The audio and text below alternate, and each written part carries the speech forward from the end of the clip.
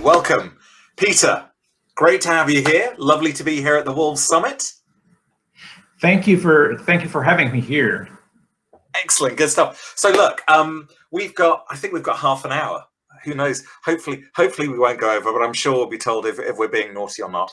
But I think we've got a great opportunity in the next half an hour, hopefully to ultimately give some real insights. I mean, we've only met for the last few weeks, but I know that you've been working with the Microsoft team and the Microsoft Startups team for a while. And I think the key thing, the reason that we were so keen to have you on, is to have someone with that real experience of taking a company, a national company, and taking them international. So I think the key thing over the next sort of half an hour is hopefully to give everyone at the Wolves Summit a little bit of insight into some of the opportunities and maybe some of the traps, some of the pitfalls to avoid when they're actually thinking about scaling in an international market. So happy to give my insights and happy to share my experience in the space. And we should acknowledge we did have another panel member. Karen was going to join us. Unfortunately, at the last minute, was unable to join us. We were hoping to obviously make this as inclusive as possible and bring different perspectives. Slightly earlier stage company. Unfortunately, Karen was not able to make it today. So sorry you couldn't be here, Karen. You will be missed.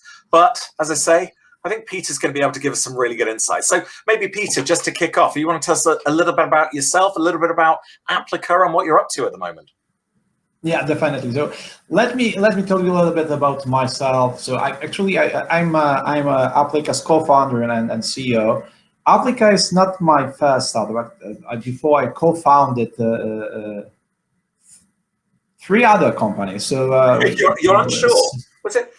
Yeah, well, I just needed to think about that because the previous companies were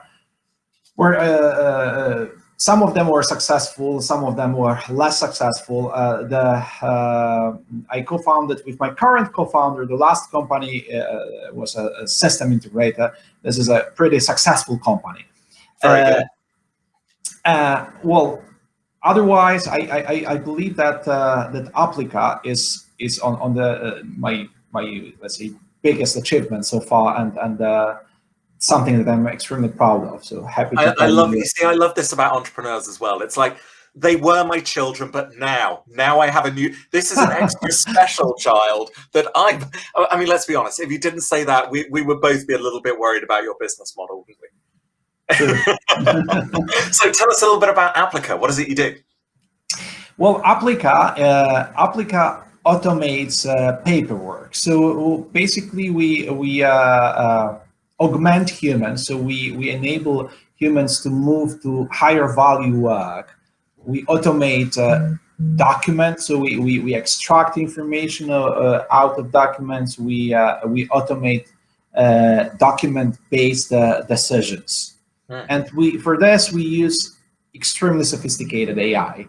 So, well, AI as a term these days is a little bit delicate, I would say, because it's abused by many companies. I believe that if anybody has a true AI, then this is us. Everyone else is just faking it. You guys have got it nailed. Is that right? Absolutely. I love it. So, from your perspective, why did this come about? How did it come about? Why did you set Applica up? Well, this has something to do with my with me actually. So I hate paperwork. This is the let's say the personal threat about Applica. Then we looked at the market and we realized that there's a lot of paperwork that actually was not meant for humans in the first place. So something that is repeatable, something that is not of high value, and we are still using the human workforce to do this work rather than let humans do some valuable work for their companies. So this was the first observation that we made. The second one was that the technology started to be mature enough to solve this problem. And honestly, both my co-founder and myself, we were so passionate about this advances in technology that we decided to give it a try, and we realized that it's a hard problem, or even extremely hard, but somehow solvable. And this is how we started Applica.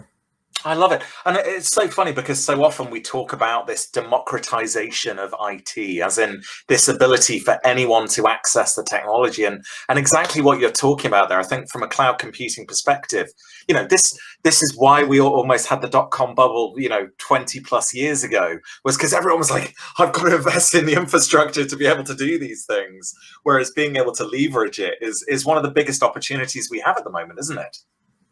Yes, I would say that well, currently the what we see in terms of infrastructure being available in the cloud, this helps companies such as us a lot.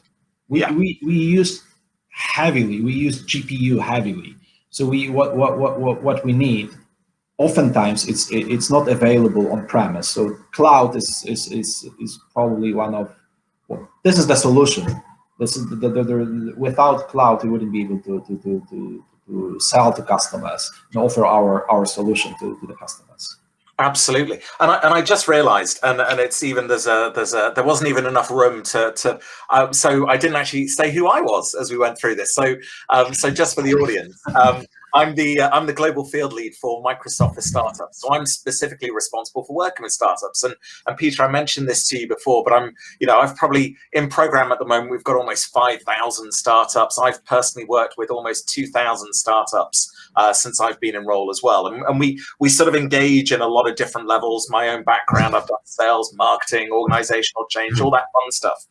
But one of the things that I think is really interesting with the majority of companies that I've worked with is the ability, it's not only the idea, but it's then the ability to get feedback that's actionable feedback on that idea. So you base this, as you say, on something that you recognize was a real problem. But how did you go about actually getting feedback from customers about their willingness to pay for this service? What approach did you take? Well, actually, this is a good question, because you need to be receptive to what customers are saying. At the same time, being receptive does not mean that you need to do what they want. So this is not the way, because somehow you need to go beyond what customers are saying and to read between the lines, because well, as Henry Ford said, everybody knows this, so I will not repeat this. Actually, if we were asked for what customers wanted at certain point of time, we probably wouldn't create Applica, because this would be something that was probably different from what is possible now. And from my perspective, this is being receptive needs to be balanced with your own judgment and your vision of the future. I love that, and I think it's a really salient point, Peter, because it's the faster horse, exactly as you say. I mean, everyone quotes, or a lot of people will quote Henry Ford around it from this perspective.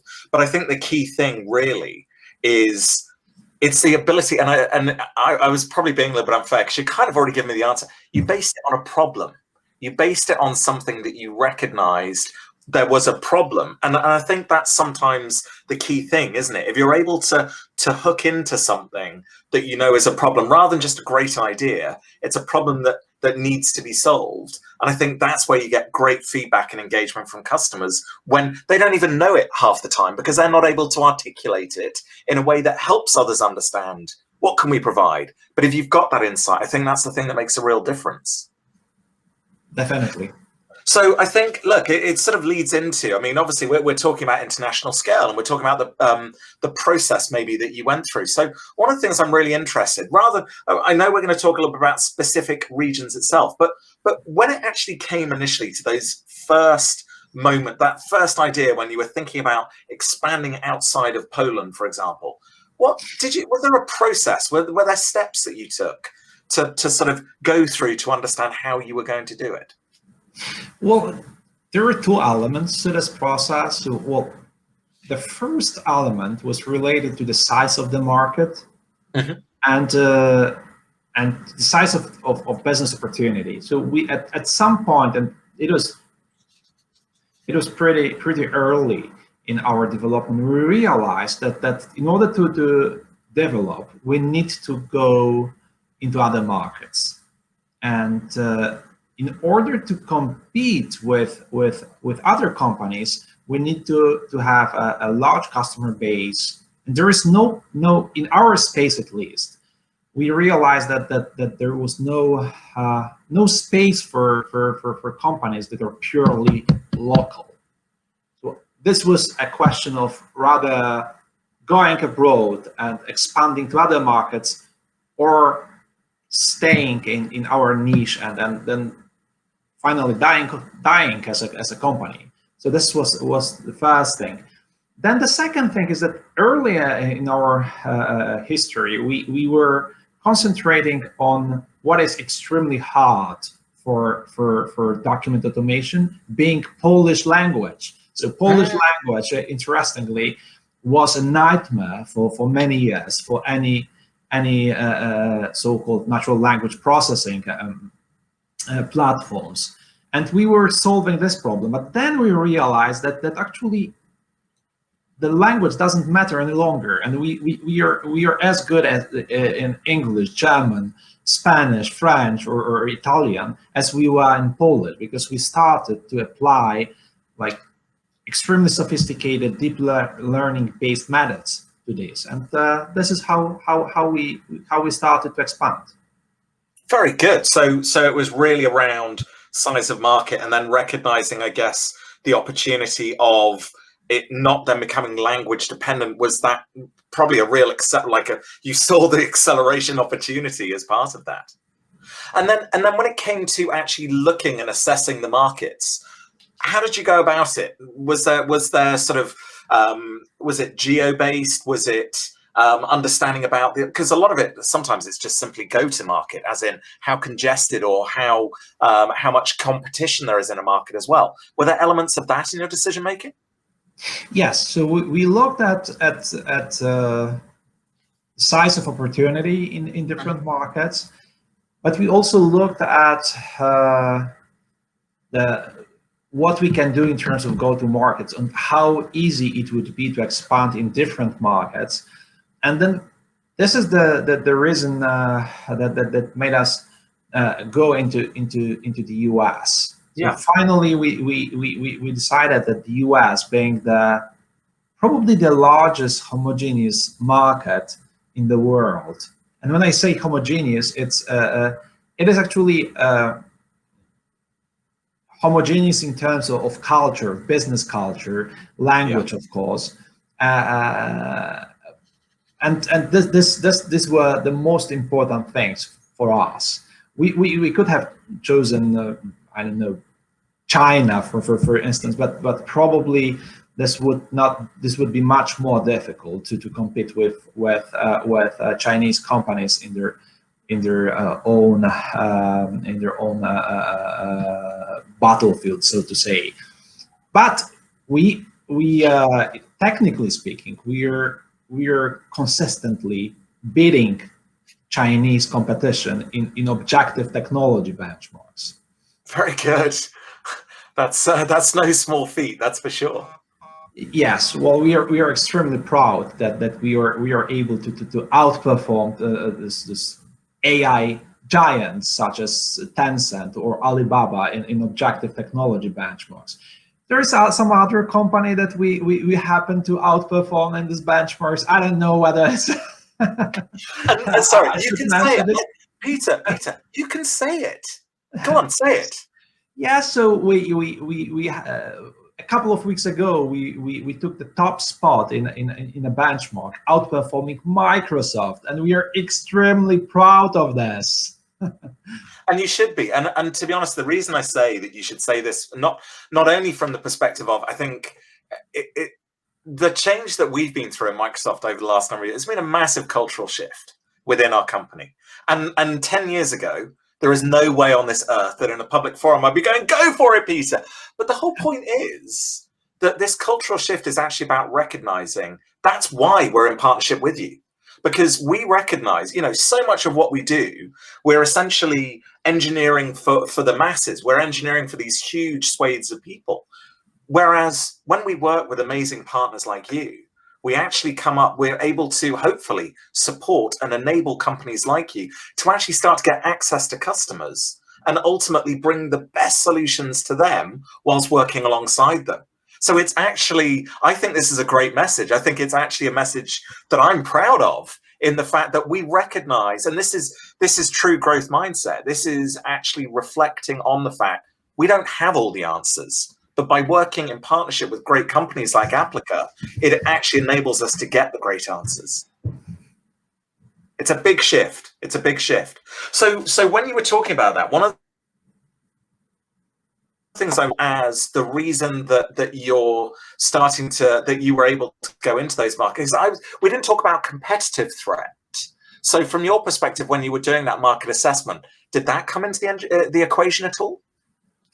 Well, honestly speaking, the competition these days in our space is global. So there are some minor differences about companies that focus a little bit more on Europe, some other focus a little bit more on the US, some other are in Asia, but all in all, we see the same companies all over the world. So I think that this is a global market that we are competing at. Absolutely, and that makes a lot of sense. So I guess the next thing is, how do you know when it's the right time? How did you know it was the right time to actually make that expansion? Well, actually, I would say that I regret that I didn't start earlier. This is my answer, because I would say that going into a large market as early as possible is probably the best solution for a company that has global ambitions. Because starting in a niche, smaller market can be extremely dangerous for companies. I believe this is one of the reasons why companies that were started in extremely small markets are successful in the global market, because they don't spend even this first months or years trying to build their business in this smallest markets that they were born at. So they directly go and attack larger markets, and this is something that probably makes lots of sense, at least for some companies. For companies that have these global ambitions and that need to compete sooner or later with global competition. So I love that. And yeah, sorry, go on. No, go ahead. I didn't mean to interrupt you. No, I was literally just about to reinforce what you're saying there, because I'm based here in Ireland, a tiny market. Anyone that wants success knows that they need to get as global as quickly as possible. And there have been some really good examples, Stripe obviously being probably one of the biggest examples in the world, of two Irish boys who literally recognized, as very, very early in the process, that they needed to expand into the US market, and they're now in the top 100, I think, billionaires on the planet from the growth that they've experienced in the period of time. Yeah, exactly. I mean, it's amazing how that adversity of market potential actually creates opportunity, as you say, to accelerate. But when you did it, though, it's like I'm sure there was really good reasons as to why you didn't, and it might be linked to what was your experience when you first went to the US. How long did it take before you actually started to even start being able to execute on your solution over there? Well, basically, the first step going to the US or to any other market that is not any close to what you know, to where you worked, it requires a lot of effort. It requires some courage, and This is tough. This is a hard decision. This requires a lot of sacrifice. So I'm not saying that it's an easy decision. It's definitely it's not. And well, you see a number of obstacles. One of them is, in many cases, these are cultural differences, like differences in business culture, but also in this general culture. Uh, and you need to overcome these obstacles. Otherwise, you need to have you need to have resources. Well, not to mention some trivial things such as time differences and synchronization between the teams back in Europe and in the US. Yeah. This is a challenge, and this is a true challenge. This is something that we experience every day. Yeah, absolutely. It's amazing, isn't it? How, I mean, even in this highly connected world, if there's an 8-hour, 10-hour time difference between the West Coast and where you're based, that's, they're starting and you're finishing. It changes dramatically that synchronicity between the teams. Definitely. This is Yeah, this is one of the problems that we experience every day, and then this is something that we learn how to work with, and we somehow manage to run business in spite of this obstacles. They're objective. So, yeah, I mean, what's been interesting for me is in the last year, obviously that wonderful situation, very sarcastic, that we find ourselves in at the moment. Why you and I are not sat on a stage together at the moment, in fact. The pandemic, this world that we find ourselves in, where it's staring at a screen for most of the day. It's affected many different startups in many different ways, and some have seen an opportunity and others have seen a challenge. How's it affected you and your business? Well, probably the part of the answer is that it affected us as every company in the world, or close to every company, at least in our geography in the US or so ever. So we are working remotely, and this is not the easiest way or we needed to learn how to work remotely. This is one of the problems that we needed to solve when this pandemic started. Then we also, what we saw in the market, what we saw with customers, is that the sales cycles were much longer than before. So customers they concentrated on business continuity rather than on looking for new solutions for their problems. So they were so much focused on keeping the business running that there was virtually no space for anything else.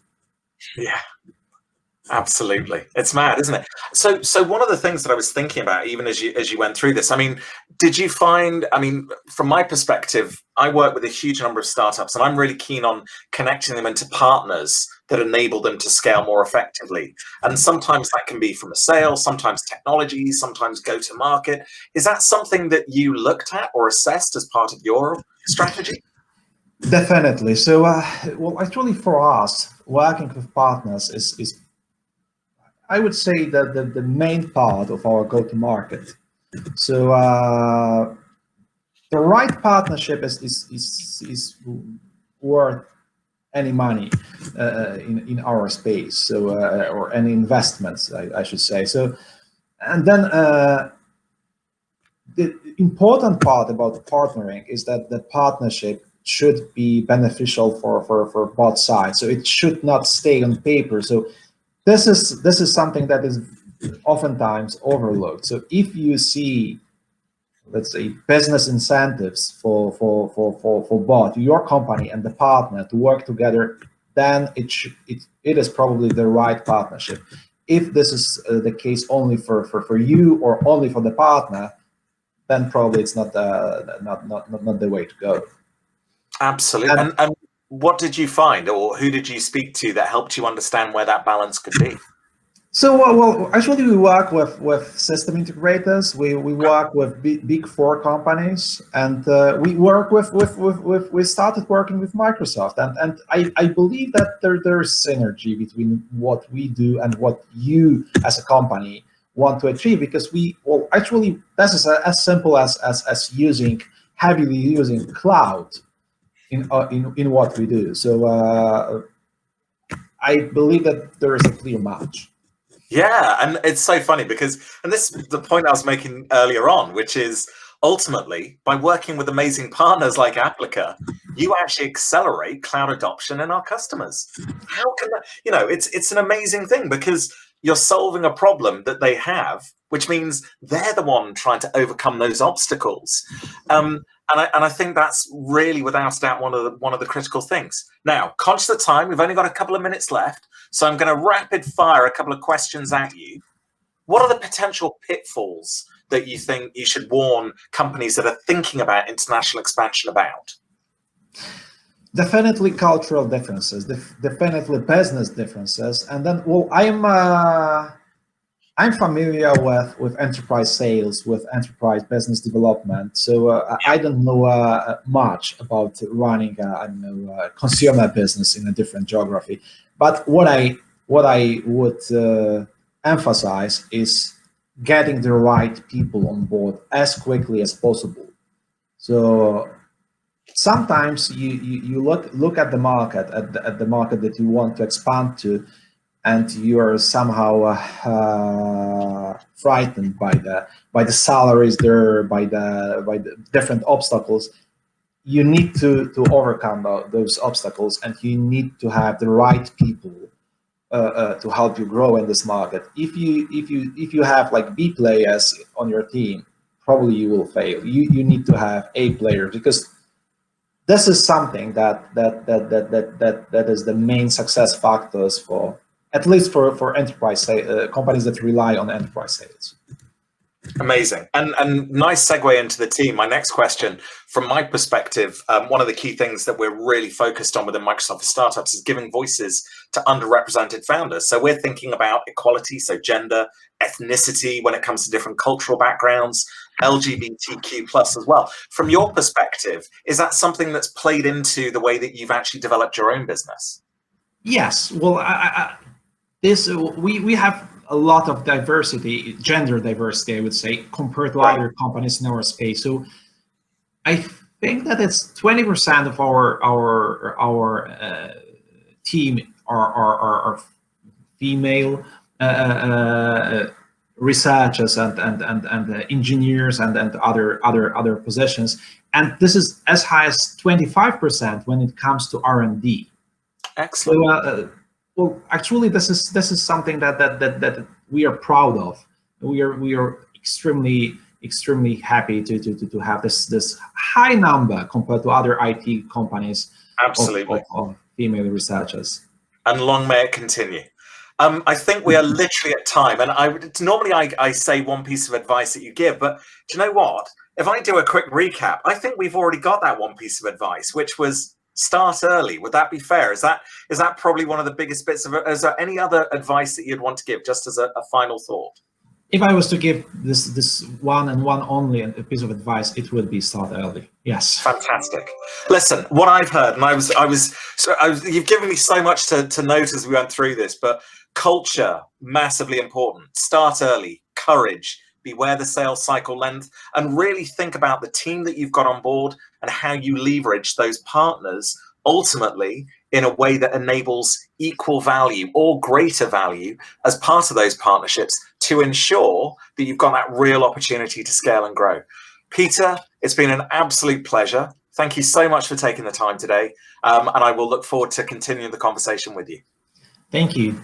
Thank you very much.